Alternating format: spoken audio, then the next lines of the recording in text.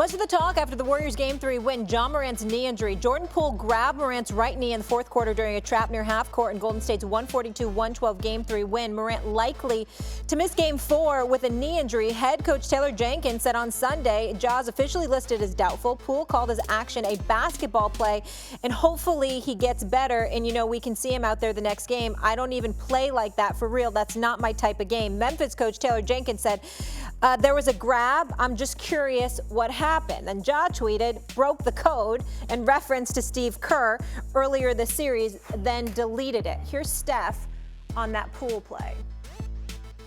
It's unfortunate that there's a conversation right now because obviously nobody wants to see anybody get hurt. But there's nothing malicious about what Jordan did. There's no comparison to what Dylan did or Draymond, like nothing in that vein. So it's not a joking matter that Ja's hurt, but all the rest of it is just total BS in terms of the conversation right now. So I remember that term they came up with, hot stove contact. That's what it felt like.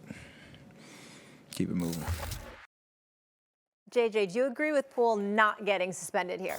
I do agree. And from my perspective, again, I haven't spoken with Jordan, but I take him at his word. I take their team at their word.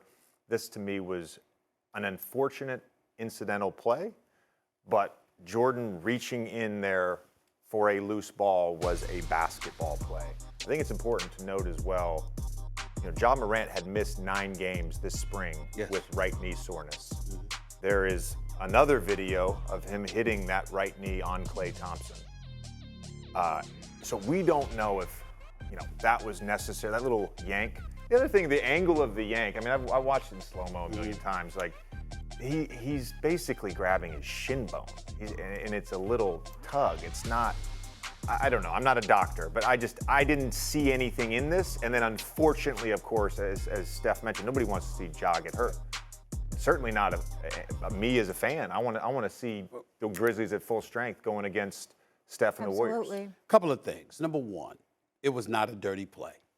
Number two, I hate when they slow-mo stuff sometimes because in real time, look at how quick that play happened. You trying to tell me that was Jordan Poole's intent? Come on, that's ridiculous. If you watch it in real time, it happened so fast, and he was reaching for the ball, and then ultimately, it looked like he grabbed at his knee a little bit, but that wasn't intentional. It was so quick. How do you know that? That's number two. Number three, let's call it what it is. There's some gamesmanship going on. Memphis is bitter because Steve Kerr brought up about, you know, breaking the code and stuff like that when Dylan Brooks clotheslined Gary Payton, got himself suspended. They probably thought that he got ejected from the game and that's all that was going to happen. But then because Steve Kerr opened his mouth after game 1 and complained the way that he did, he got Dylan Brooks suspended for game 2. So let's see what we can do to try and get Jordan Poole suspended for game 4. That's probably what the thinking was when you look at the Memphis Grizzlies, because they don't like the fact that one of their players is down. So how do you feel? How would you feel if one of your players was down?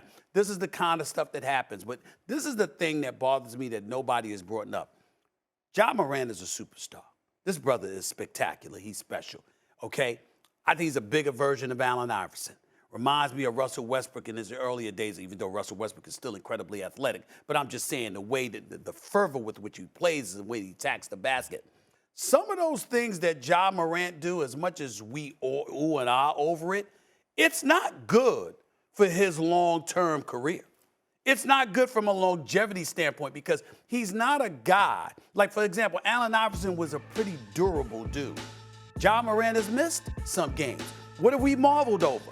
How the Memphis Grizzlies have looked without Ja Morant. We know they're not better without him. We know he's the superstar of that team. We know his value to the team and to the NBA, because I'm sick and tired of seeing them damn Elvis posters in Memphis. They need to put Ja Morant posters up in there, not Elvis, okay? Elvis is dead.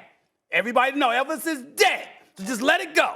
But I will say this. It's the truth. But I will say this. I will say this.